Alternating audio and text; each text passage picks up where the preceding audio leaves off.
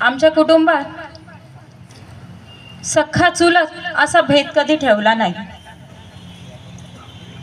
कुटुंबातील सर्व सदस्यांसाठी त्यांच्या सुखात दुःखात हे अग्रेसर राहून प्रत्येकाच्या अडचणी सोडवल्या. तसेच मित्र परिवार, काय म्हणायचं, खरंच अतिशय आदर्श असा मित्र परिवार त्यांनी मिळवला होता.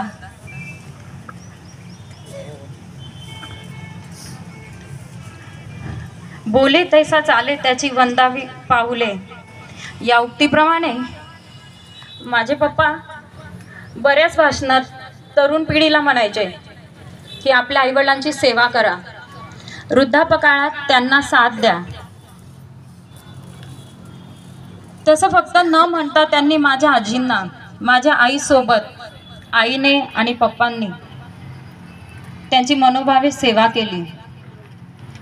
आणि आजीच नाही तर आमच्या आत्या, पप्पांच्या बहीण स्वर्गवासी सोनूबाई यांनाही त्यांनी मोलाचा आधार दिला. आणि आजही त्यांच्या भाचे यांचेही ते आधारस्तंभ बनले. 1985 सालापासून जेव्हा ते निवडून आले तेव्हापासून मला जसं समजायला लागलं तेव्हापासून त्यांच्या तोंडून मी नेहमी एकच वाक्य ऐकत आले की मी आज जे काही आहे ते केवळ फक्त माझ्या आदरणीय भाईसाहेबांमुळे व पटेल कुटुंबियांमुळे, त्यासोबतच माझ्या माळी समाजामुळे, माझ्या मित्र परिवारामुळे आणि माझ्या या संपूर्ण कार्यात मला साथ देणाऱ्या माझ्या अर्धांगिनीमुळे.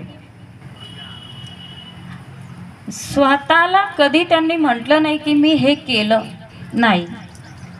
माझ्यासोबत, मी माझ्या मित्रांच्या सोबत, भाईसाहेबांसोबत, माझ्या समाजासोबत राहून सर्वांच्या साथीने मी हे केलं.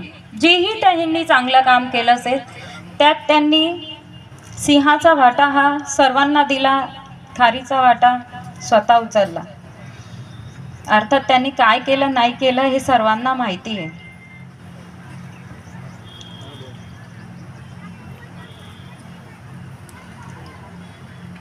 काही वर्षांपूर्वी त्यांचा स्वतःचा मुलगा, माझा भाऊ राकेश हा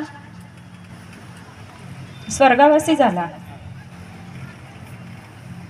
तरीही पर्वता एवढे दुःख पचवून त्यांनी आपला समाज, आपलं कार्य सोडलं नाही.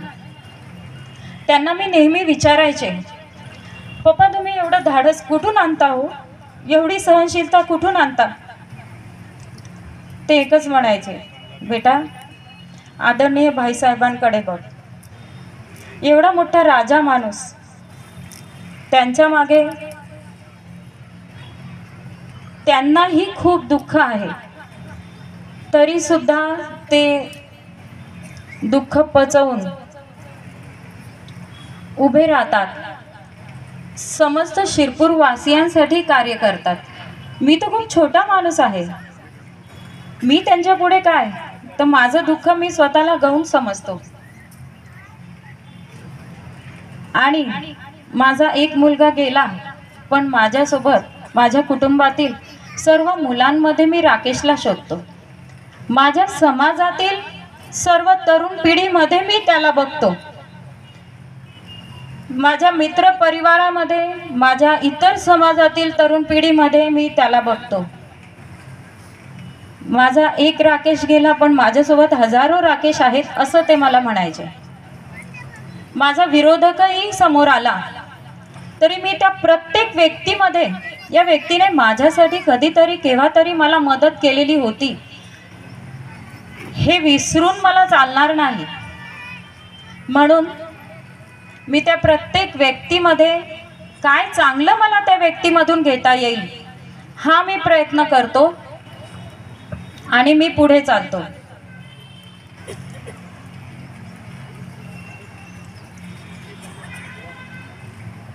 कौटुंबिक, सामाजिक, राजकीय, धार्मिक या सर्व क्षेत्रांमध्ये स्वतःला झोकून देणारे माझे पप्पा. गरिबीची जाणीव त्यांना होती. अतिशय कष्टातून, गरिबीतून त्यांनी दिवस काढले होते, म्हणून त्यांना अन्नाची पण खूप किंमत होती. ताटात अन्नाचा एकही कण उष्टा ते सोडत नसायचे.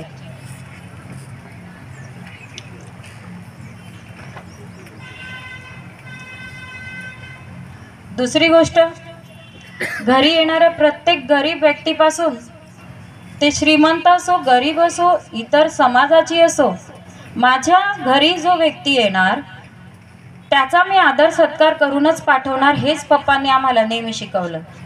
अहो, कोरोना काळात सर्वांची घराचे दरवाजे बंद होते, स्वतःच्या नातेवाईकांसाठी, स्वतःच्या सख्ख्या लोकांसाठी. पण आम्ही बघितलंय, आमचं घर कधीच बंद नव्हतं. कोणी आलं की पप्पा एकच म्हणायचे, बेटा हे काका खूप दिवसांनी आले ग, यांच्यासाठी छान गुळाचा चहा ठेव. आईनेही कधी कंटाळा केला नाही.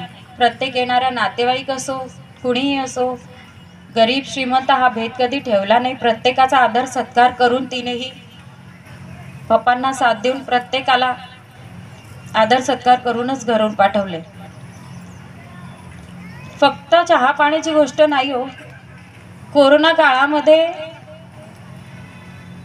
कितीतरी लोकांना बेड मिळत नव्हते, ऑक्सिजन मिळत नव्हते, त्याच्यासाठी पण पप्पांनी खूप प्रयत्न केले.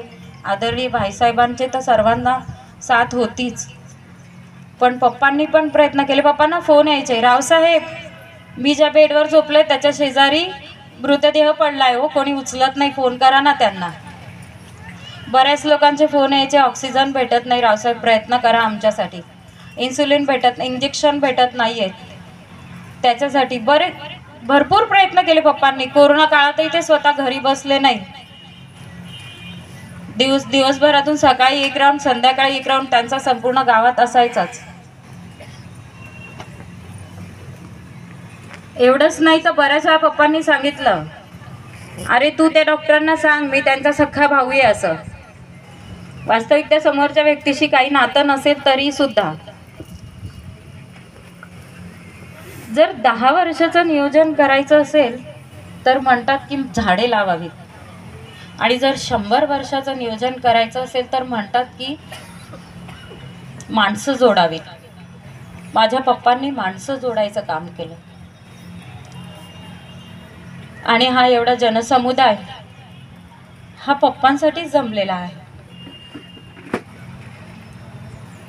नेहमी म्हणायचे एकत्र राहा. सर्वांनी एकत्र राहिलं की आपले नेहमी प्रगतीच होते, मग ती घराची असो, कुटुंबाची असो, समाजाची असो.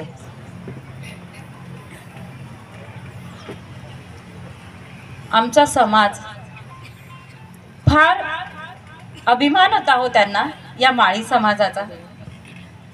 फक्त एक इच्छा त्यांच्या मनात राहून गेली, समाज मंदिर त्यांना बांधायचं होतं,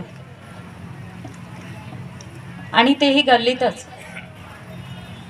एक जागा तर बऱ्याच वर्षापासून मिळाली होती, पण दुसऱ्या जागेसाठी त्यांनी बरेच प्रयत्न केले.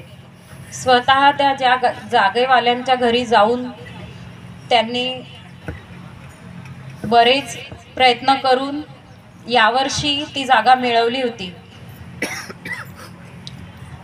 त्यासाठीच ते यावर्षी ते म्हणत होते, मला देवाने परत पाठवलंय, मला लोक सोडून आले, पण मी परत आलोय, मला समाजाचं काम करायचंय, असं ते आम्हाला शेवटच्या 8 दिवसांमध्ये म्हणत होते. माझी समस्त पंचमंडळाला विनंती आहे की आपण लवकरात लवकर समाज मंदिराचं काम सुरू करावं, आणि पप्पा म्हणायचे की माझ्याकडून काही चूक झाली असेल तर माफ करा. आज मी सर्वांना, माझ्या पप्पांकडून मी माफी मागते. त्यांचं एकच स्वप्न होतं, समाज मंदिर पूर्ण करायचं.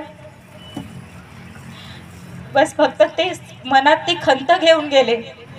आणि त्या खंतासाठी ते म्हणायचे मी सर्वांची माफी मागतो. आज मी सर्वांसमोर हात जोडून माफी मागते. माझ्या पप्पांविषयी मनात कोणी काही ठेवू नका. त्यांचा समाजासाठी त्यांनी फार केलं हो. स्वतःसाठी कधी वेळ दिला नाही, आमच्यासाठी कधी वेळ दिला नाही. बऱ्याच वेळा कुठे जायचं असेल, आदरणीय बाईसाहेबांचा फोन आला, लागलीच घरात जायचे, मी येऊ शकणार नाही, तुम्ही निघून जा. किंवा बऱ्याच वेळा रस्त्यातून पण आम्हाला परत आणलेलं आईने किंवा आम्ही कधी त्यांना दोषारोप केले नाही. आई पण म्हणाली हो तुम्ही समाजकार्य करतात, मी पण तुमच्या पाठीशी आहे. बस एकच की त्यांनी प्रत्येकाला हेच म्हटलं की एकजुटीने राहा. तसाच आपला समाज एकजुटीने राहील अशीच मी अपेक्षा करते.